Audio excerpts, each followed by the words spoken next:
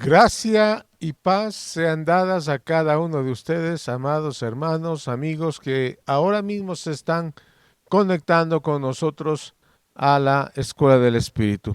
A través del Internet, bienvenidos, bienvenidas. Anhelamos que este tiempo sea un tiempo en el cual Dios pueda aumentar nuestro volumen de crecimiento. Estamos hablando de que debe mejorar nuestra manera de creer en el Señor para que de esa manera también pueda cambiar nuestra manera de vivir y podamos ser esa expresión viva de Cristo caminando aquí en esta tierra. Así que bienvenidos todos y todas. Vamos a empezar orando, pidiéndole al Señor que nos dé luz, entendimiento, mayor claridad, que podamos entender, comprender la razón por la cual estamos aquí hoy en esta tierra, sabiendo que el Señor está edificando a su iglesia y nosotros somos parte de ese cuerpo, de esa iglesia, que no es sino el mismo cuerpo del Señor. Padre, te damos muchísimas gracias por este tiempo y esta hora. Gracias porque tú dispusiste este tiempo, Señor, aún antes de la fundación del mundo, para que te conozcamos, para que te entendamos, para que, Señor, sepamos la razón por la cual estamos aquí en esta tierra. Y no es otra sino poder expresar a Cristo el Señor en esta tierra, en este mundo. Y que la gente al poder mirarnos a nosotros pueda conocerte a ti, Señor. Pueda entenderte a ti y saber que tú eres el único Dios verdadero y saber que tú has enviado a Jesucristo, tu Hijo, para que Él sea el todo en todos. Gracias, muchísimas gracias, Señor, por darnos esa luz, ese entendimiento. Gracias por abrir los ojos de nuestro entendimiento, Señor, para que podamos entender, comprender, Señor, ser llenos de la voluntad tuya. Danos, Señor, este tiempo para que podamos reflexionar, meditar y podamos, Señor, vivir de tal manera que a ti te agrada. Podamos llevar una medida de crecimiento, una medida de volumen que va a servir para nuestro diario vivir. Ayúdanos a entender estas verdades. Te lo pedimos, Padre, en el nombre de Jesucristo. Oramos por aquellos que están enfermos, afligidos, Señor, atormentados, que sean libres en la medida en que Cristo va creciendo, el volumen de crecimiento de Cristo va creciendo también en nuestras vidas. Sabemos que el Señor va absorbiendo todo aquello que está funcionando mal en nuestros cuerpos, en nuestras vidas. Y seamos libres. Conocer la verdad verdaderamente nos hace libres. En el nombre de Jesucristo te damos todo honor y toda la gloria por siempre. Amén. Y amén. Así que saludamos también a los pastores amigos que se encuentran en el norte del continente, Centroamérica, Suramérica, hermanos, y también en la parte de Europa, en España, en Italia, en Suiza, en el Reino Unido. Confiado que el Señor nos fortalezca a aquellos que también están débiles, orando, intercediendo también por los pastores, amigos que han sido parte también de nuestra vida. Y son parte, sin duda alguna, del cuerpo de Cristo también. Así que bienvenidos y desde acá, desde Quito, Ecuador, les saludamos. Estamos hablando, hemos tomado el texto de Hechos capítulo 13, dice en la iglesia que estaba en Antioquía, había profetas y maestros, Bernabé, Simón llamado Níger, Lucio de Cirene, Manaén, que se había criado con Herodes el tetrarca, y Saulo. Versículo 2 dice, mientras ministraban al Señor y ayunaban, el Espíritu Santo dijo, apartadme a Bernabé y a Saulo para la obra a la que los he llamado. Y estamos hablando lo que verdaderamente significa ministrar al Señor. Y ministrar al Señor, estamos hablando que viene una palabra que significa remar. Y son aquellos que han puesto sobre sus hombros la responsabilidad de todo creyente. Es que todo creyente debe poner sobre sus hombros la responsabilidad de que el propósito eterno de Dios avance en esta tierra. Entonces es impropio decir yo voy a ministrar a Dios o tú vas a ministrar a Dios sin una responsabilidad sobre tus hombros, sobre mis hombros. Cuando los santos vamos a participar de los asuntos de los santos, tenemos entonces que definir si lo hacemos como se nos ocurre, como nos sale, como queremos, si lo hacemos porque se los dije o se nos dice, o lo hacemos porque verdaderamente estamos ministrando al Señor con una responsabilidad dada por el mismo Señor.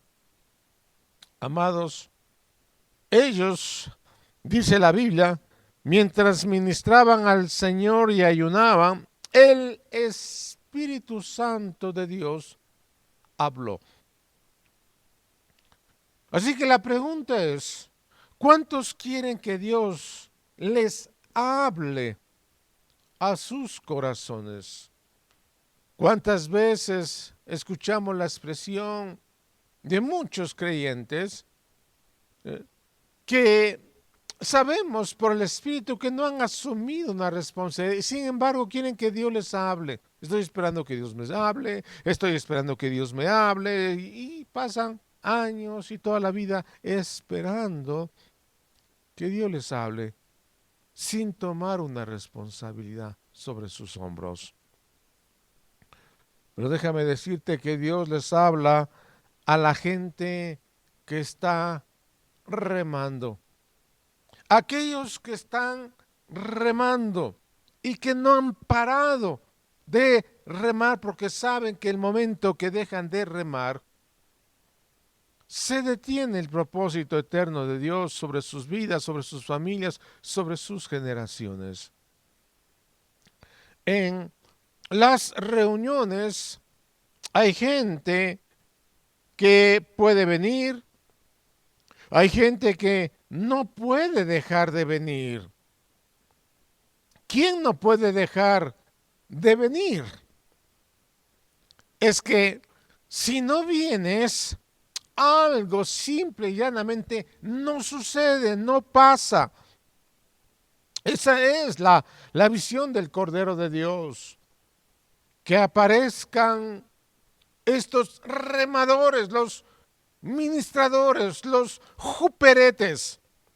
Porque si todos remamos, sin duda alguna, la visión irá más rápido. El propósito de Dios avanzará, no se detendrá. Así que tú y yo tenemos que saber, amado hermano, tú y yo tienes que saber que no eres un voluntario, tú tienes que saber que no eres un voluntario. Aquí estoy si algo necesitan. No, no, no, tú tienes que saber que eres una persona llamada por el Señor para ministrar al Señor, para remar.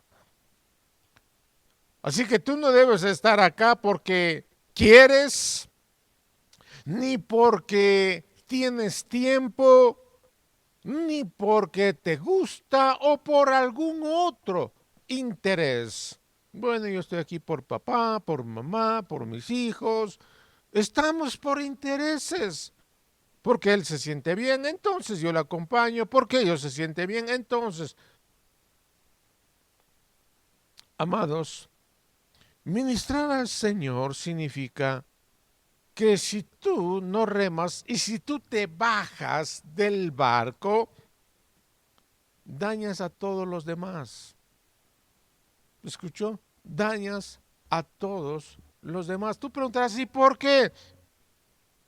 porque somos parte de los que remamos, porque somos parte de aquellas personas que hemos asumido una responsabilidad. Eso se llama ministrar al Señor. Y no simplemente cantar, alabar al Señor y pasarnos cantando, sino saber la responsabilidad que tenemos sobre nuestros hombros. Por eso cuando damos canciones, están quienes cantan, quienes saben las canciones, quienes no pueden saberse las canciones. Bueno, los que ministran, los que cantan. La pregunta es, ¿todos los demás ministran al Señor? No, no todos ministran al Señor. ¿Sabes por qué se llaman los cuperetes o los remeros? Porque los que reman están esperando el movimiento y el ritmo para que el barco siga avanzando, navegue, vaya a puerto fijo. Si nosotros queremos ver el propósito eterno de Dios, golpeando la historia, todo lo que hagamos desde que abrimos, asistimos a la reunión, somos generosos con lo que ofrendamos, con lo que le damos al reino de Dios, nada de eso puede ser intuitivo o pensante. Si yo quiero ministrar al Señor y que el Señor me hable dándome indicaciones para que mis pasos, tus pasos sean muy certeros, eso se llama el poder de Dios. Tú no necesitas a un hombre fortalecido en un camarote del barco. ¿Sabes dónde lo necesitas a ese hombre fortalecido? En los remos, donde todo se mueve. Ahí tú necesitas a un hombre fuerte para que pueda remar, no un camarote descansando. Así que quiero desafiarlos a que cada día le pidamos al Señor ser parte de que cuando tú te muevas, todo el propósito de Dios también se mueva. A esa gente, entonces Dios le habla y las tinieblas no tienen acceso a la sala de comando de control. ¿Escuchaste? Cuando tú estás remando, trabajando con esa responsabilidad, entonces Dios comienza a hablarte y las tinieblas no tienen acceso a tu vida. Las tinieblas no podrán molestarte. A un turista de la congregación, las tinieblas podrán retrasar por mucho tiempo a alguien que va distraído en algún turismo evangélico. Aquí estoy de turista, hay muchos turistas en las congregaciones, donde lo que están haciendo únicamente es retrasando el propósito eterno de Dios. Pero si tú y yo somos de los que ministramos al Señor, todos los días la voz de Dios nos dirá: apartadme, moverme. Vas a ver la provisión de Dios. Vamos a ver la provisión de Dios física, espiritual, económica, porque estamos en el propósito eterno de Dios, remando. Responsabilidad sobre nuestros hombros ha venido. Y toda la provisión de Dios entonces también vendrá. Porque si eres parte de los que ministran al Señor, y esa es la parte más cuidada, entonces, por el reino de Dios.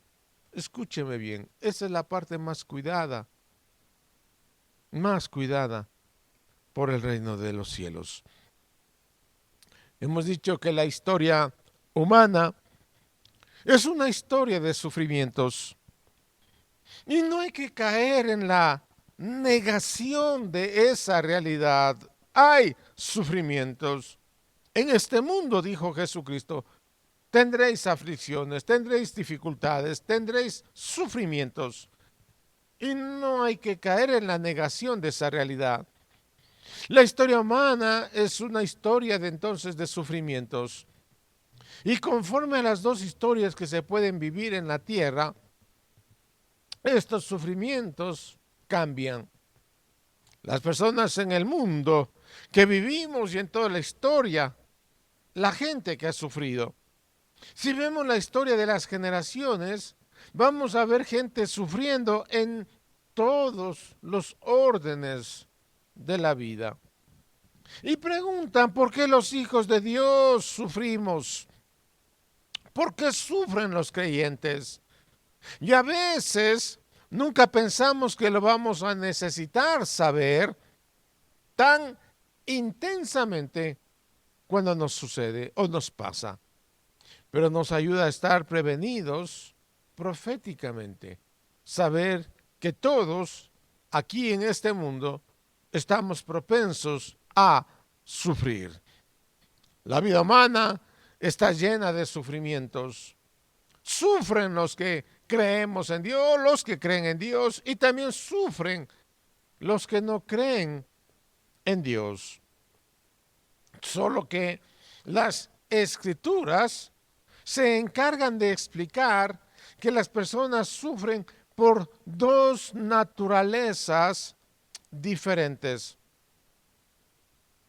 Cuando no teníamos la salvación y la vida que se habló, sufríamos. Pero sufríamos por haber habitado un mundo cuyos sufrimientos no eran los sufrimientos acorde a nuestro diseño. El hombre fue creado para tener ciertos niveles de confrontación y de dolores, porque nosotros fuimos creados para la fricción. Todo ser humano ha sido creado por Dios para la fricción.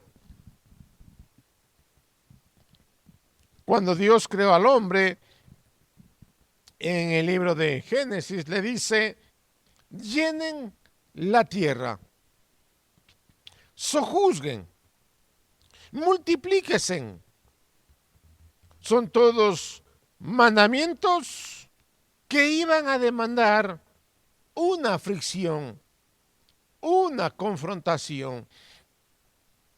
Cuando el hombre vive separado de Dios, sus sufrimientos tienen una naturaleza. Son sufrimientos sin recompensa y producen un deterioro y una decadencia en la vida humana. Por eso hablamos de la historia de los hombres, varones y mujeres, y la historia del hombre con Dios. Dos historias. Pero cuando nosotros somos trasladados del reino de las tinieblas al reino del amado Hijo Jesucristo, seguimos también sufriendo. Y esto fue lo más difícil que les tocó a los apóstoles enseñar, y es que mucha gente, aún creyente, sigue sufriendo. Aun cuando dicen, yo soy creyente. Y siempre la misma pregunta. Si Dios es amor, entonces, ¿por qué sufre la gente?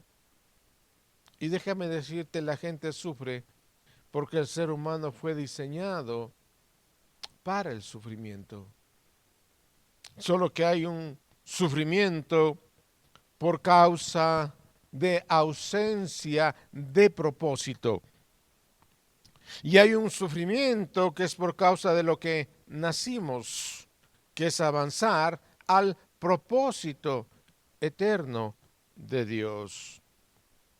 Ningún creyente debería de configurar la fe ausente de sufrimientos, sino más bien preguntarse, ¿Para qué sufrimos? ¿Cuál es la razón de nuestros dolores? Y eso tiene que ver con un entendimiento del momento de la historia que nos ha tocado vivir, que le tocó vivir, que les tocará vivir. Por ejemplo, preguntan por qué los creyentes en los primeros días de pandemia, por ejemplo, salieron muchas personas por las redes sociales y por todo lado diciendo, pero a mí no me va a llegar. Comenzaron a recitar los versículos bíblicos de memoria, muchos versículos bíblicos del Antiguo Testamento, como el que habita el abrigo del Altísimo, y a mí no me va a llegar, etcétera, etcétera. Entonces salimos a gritar con la fuerza de la fe, en vez que con la profundidad y el volumen de la fe. Si todos pensaban que esta pandemia era un tema de 2 o 3 meses, ahí eso resiste todas las declaraciones. Y el problema es cuando tienes un virus que está cerca de 3 años, que algunos lo niegan, otros no lo niegan. El tema no es un hecho científico, el tema es el sufrimiento. Si tú no tienes una postura de fe hacia el sufrimiento, cada vez que tú y yo suframos algo, todo tu mundo de fe se desmorona. Si tú no tienes una postura de fe hacia el sufrimiento. Por eso es que cada vez he visto personas que aparentemente una temporada como que tienen fe, viene una crisis y se desmoronaron. Porque preguntaron, ¿y por qué a ellos? Porque nunca tuvieron una postura de fe ante el sufrimiento. Y yo quiero ser un predicador del Evangelio que te diga, tu vida está diseñada para sufrir. En este mundo tendrán aflicciones, tendrán dificultades, dijo el Señor. Pero el tipo de sufrimiento está determinado por el entendimiento que tú y yo tengamos de la vida, de tu vida y de mi vida. Es decir, tú no puedes ausentarte del sufrimiento, ¿no? Solamente puedes encauzar tu sufrimiento. Así que si tú esperas una vida sin sufrimientos, trata de irte a vivir a otro planeta, esperando que no caigas en uno peor que este. No hay cómo. Básicamente, tu diseño en la vida, amado, amada, es sufrir. En términos de los padecimientos por causa del propósito eterno de Dios, como mencionan los apóstoles. Así que cada creyente debe de orar al Señor y tener un discernimiento no condenatorio de los sufrimientos que tiene, no de la evasión de los sufrimientos, sabiendo que nuestro Padre Celestial nos diseñó para que nuestra vida aquí en esta tierra produzca un destino.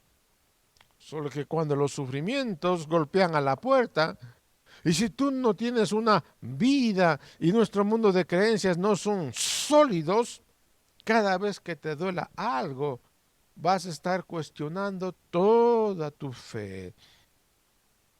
Por eso es que el Evangelio debe de entrenarnos. El Evangelio debe de entrenarnos. Y Jesús, nuestro Señor, fue muy claro cuando dijo, bienaventurados los que lloran, porque ellos recibirán consolación. Y esta palabra bienaventurado significa felices, dichosos, los que saben encauzar el sufrimiento. Tu sufrimiento encauzado en lo eterno, si desde una por ejemplo, uña te duele, hasta el cáncer diagnosticado, cuando la noticia viene, tú puedes recibirla en una palabra de fe, con un volumen de fe, con una vida de fe. No significa que las circunstancias entonces no vayan a venir, van a venir, sino ¿a quién? Esa es la pregunta. ¿A quién lo vas a glorificar con ese sufrimiento? ¿A quién estás glorificando con ese sufrimiento que hoy mismo estás padeciendo? Si ese sufrimiento va a producir la manifestación de la gloria de Dios, o exaltará los sistemas perversos, y eso dependerá de tu volumen y de mi volumen de creencia en el Señor. ¿Cuánto crees tú? ¿Cuánto creo yo en el Señor? Nuestra forma de creer y hacia dónde vamos, porque los pensamientos eternos de Dios, amados, son buenos, pero nuestra realidad en la tierra está llena de sufrimiento. Y la historia humana está diseñada para que tú sufras situaciones impredecibles que dinamiten nuestra fe y frenen el propósito eterno de Dios. Así está diseñada la historia humana, así está diseñada este sistema llamado mundo y por el cual tú y yo tenemos que identificarlo. ¿Con qué propósito?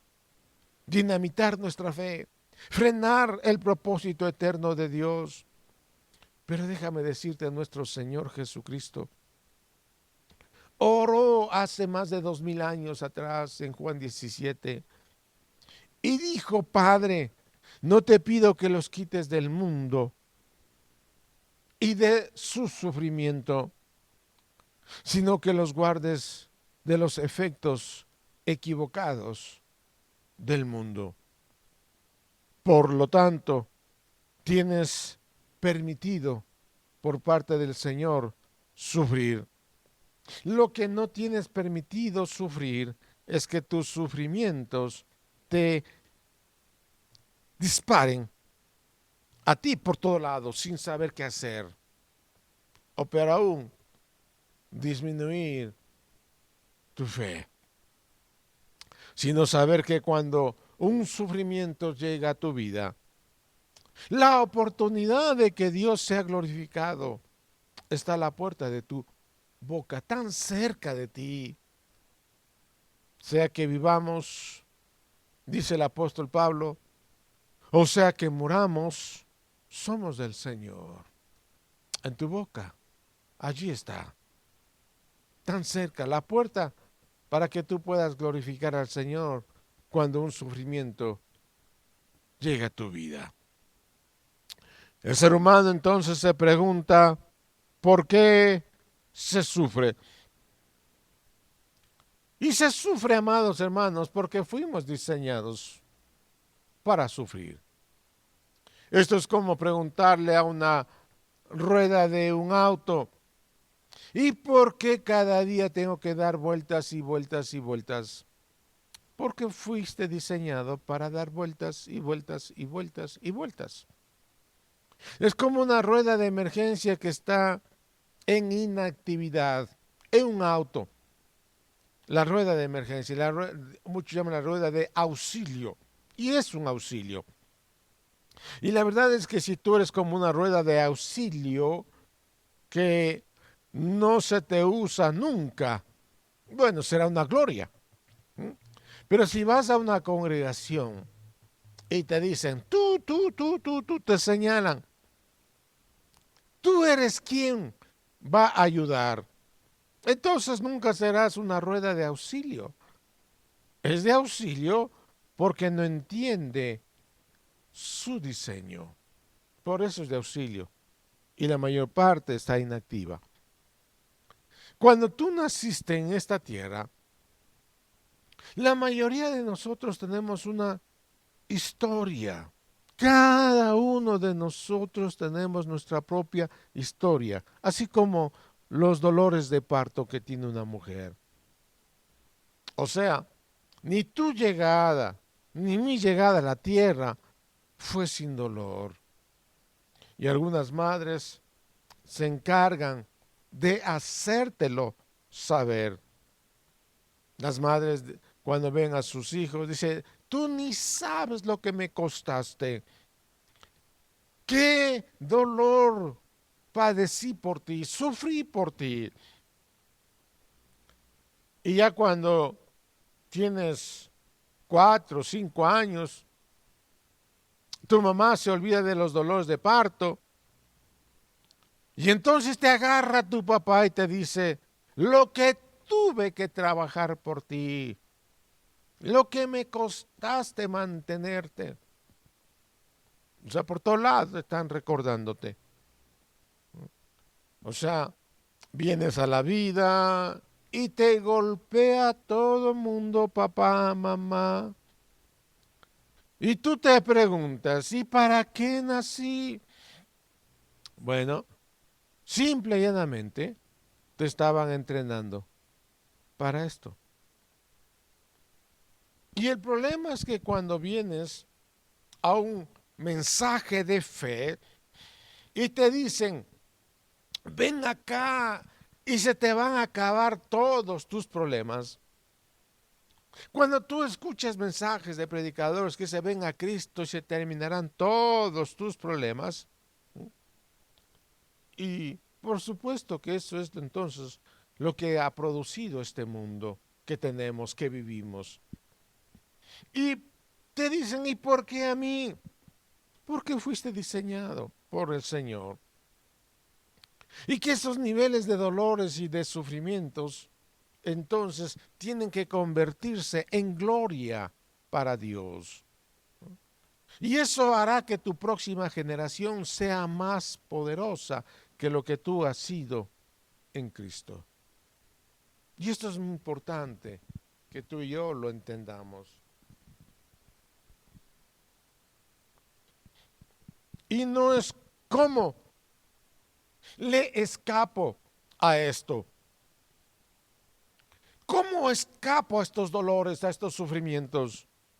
Sino cómo uso las situaciones de dolor en mi vida para glorificar al Señor.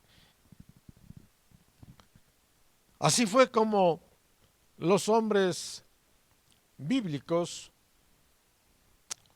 dice el apóstol Pedro en su primera carta, si usted me acompaña por favor, en primera epístola del apóstol Pedro, en el capítulo 1, desde el versículo 10, dice, en otra versión dice, y los profetas que profetizaron de la gracia de Dios, destinada a vosotros, es decir, tú y yo somos el destino de la gracia de Dios. Dice, inquirieron y diligentemente indagaron acerca de esta salvación, escudriñando, escuche, escudriñando, una palabra absolutamente ajena a nuestra configuración generacional, porque ya casi nadie quiere escudriñar, casi nadie quiere inquirir, peor diligentemente. Escudriñar diligentemente. Dice, indagaron acerca de esta salvación. Y la pregunta es, ¿qué escudriñaron? Y si tú lees la epístola, no dice que escudriñaron la Biblia. No dice que escudriñaron la, porque bueno, en aquel entonces ni Biblia había. Sino que dice en el versículo 11, procurando saber qué persona o tiempo indicaba el Espíritu de Cristo dentro de ellos. Dice, escudriñaron qué persona. ¿Qué escudriñaron? ¿Qué persona? Y también dice que escudriñaron y qué tiempo. Persona y tiempo. Otra vez, Pedro dice persona y tiempo. Era lo que indagaban, escudriñaban diligentemente los profetas. Así que entonces los profetas no andaban diciendo, ¿y qué significa esto en hebreo? ¿Y qué significa esto en griego? No, no. Simple y llanamente escudriñaban persona y tiempo. Persona y tiempo. Así que tú tienes que saber qué persona y qué tiempo a ti te tocó vivir. Porque las personas en los tiempos te dicen cuáles son los sufrimientos. Porque a eso está dirigida toda la carta del apóstol Pedro. Así que nosotros queremos ser como dice allí Pedro. El apóstol Pedro dice que los profetas. La pregunta es, ¿quiénes eran los profetas? Desde Moisés hasta Malaquías, dice entonces que estos profetas indagaban. ¿Qué hacían? Indagaban. Así que tu éxito en la vida no está en lo superficial. Tu éxito en la vida está y estará si tú y yo indagamos. Y eso no ha cambiado. Indagar qué tipo de persona tengo que ser. Indagar qué tipo de persona, varón o mujer, tú tienes que ser. ¿En dónde? En el tiempo que te ha tocado a ti y a mí vivir. ¿Para qué? Para que los sufrimientos del tiempo en el que te ha tocado a ti y a mí vivir no dinamite mi fe, no extermine mi fe, no mengue mi fe, sino que en persona y tiempo el eterno propósito de Dios avance en esta tierra. Que por ejemplo Ramiro, Marta, Pedro, Juan, ¿en qué tiempo te tocó vivir?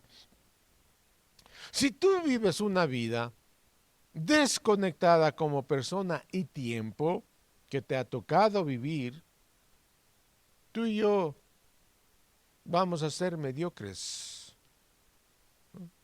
Va a ser como ganarse el Oscar de mediocridad.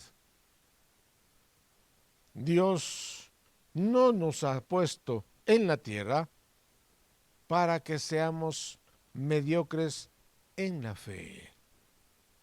Y de esos, amados hermanos, hay muchos en muchas congregaciones, en todas las congregaciones. La Biblia dice que a los tibios Dios los vomitará de su boca, a los mediocres. ¿Quiénes son los tibios? ¿Quiénes son los tibios? Déjame decirte que los tibios son los que nunca terminamos de definir. ¿Qué tipo de persona tengo que ser para el tipo de tiempo de la historia que me tocó vivir? Para que los sufrimientos que nos toca enfrentar en la vida, y no que cuando los sufrimientos vengan a mi vida tengamos que decir, ay, pobre de mí, que los demás se compadezcan de mí. ¿Y por qué solo a mí? Así que no estoy hablando de los sufrimientos que te victimizan, hablo de los sufrimientos que te vienen y aunque yo no te los diga, y que muchos de ustedes ni siquiera lo dicen por vergüenza, tenemos tan poca cultura de entender el sufrimiento que a veces le atribuimos a Dios sufrimientos que Dios no los da. Recuerda que tú eres un pedazo de la eternidad en el tiempo y en el trono de Dios. En el trono de Dios no hay nadie sufriendo. En el mundo celestial no hay nadie sufriendo. En su presencia, en el trono de Dios, no hay nadie sufriendo. Los ángeles están más que terre que bien. Ellos, escuche, no quieren que tú vayas para allá, porque en su trono eterno, Dios está firme y seguro. Todo canta, todos alaban, todos adoran al Señor. Pero cuando lo eterno penetra el tiempo para poder Dios producir en la tierra el conocimiento de Él, el sufrimiento no es una teología, es la realidad del mundo en el que tú y yo vivimos. Pero si tú y yo tenemos una teología de sufrimiento, que más que salvación es salvacionismo, entonces, cada vez que te pasa algo en la vida, cada vez que se altera algo como lo económico, lo físico, encima de que ya venimos de un mundo de victimización, victimizados, a veces nos encontramos con un evangelio perverso, ausente de situaciones, porque tú fuiste creado para penetrar este mundo y tú tienes el entrenamiento y la asignación dada de parte de Dios. ¿Sabes lo que significa tener la naturaleza de Dios? Que tú y yo vamos a despertar hostilidad a cada respiro que hagamos. Pero esa hostilidad, dice la palabra, que tiene un sufrimiento controlado. Porque cada vez que declaro que una situación de dolor o de adversidad se va a convertir en motivo de glorificar a Dios, ese problema deja de ser tu problema y comienza a ser para Dios una cuestión de estado. Escúcheme bien. Y esto es importante. Cada vez que tú declaras que una situación de dolor o de adversidad se va a convertir en un motivo de glorificar a Dios, ese problema deja de ser tu problema y comienza a ser para Dios una cuestión de estado. ¿Por qué? Porque Dios no va a permitir que nada suceda más allá de lo que Él mismo controla. Siempre y cuando que su gobierno esté sobre nuestras vidas. Eso es lo importante. Así que muere a toda la teología y no sigas diciendo, no, es que a mí me pasaron un montón de cosas y me está sucediendo un montón de cosas. Entonces, bienvenido, bienvenidos todos a la vida. Ahora mismo hay gente que está padeciendo algo y parece que fueran del servicio secreto. No lo quieren decir a nadie. Y lo dicen solamente en WhatsApp y creen que nadie se va a enterar. Pero déjame decirte, ya todo el mundo lo sabe. Algunos dicen no lo quiero decir a nadie y lo ponen en Facebook. No quieren decir a nadie, pero lo ponen en Facebook. Así que sale de esa vida secreta, porque todo el mundo sabemos, todos sabemos que tú sufres. Y la pregunta es, ¿qué vas a hacer con ese sufrimiento? ¿Qué vas a hacer con ese sufrimiento? Porque un sufrimiento no bien canalizado hace hasta que los evangélicos se mueran. Eso hace un sufrimiento no bien canalizado. Vamos a orar. Padre, te damos muchas gracias por este tiempo y esta hora. Gracias por tu palabra, tu presencia. Haznos recordar, Señor, que fuimos diseñados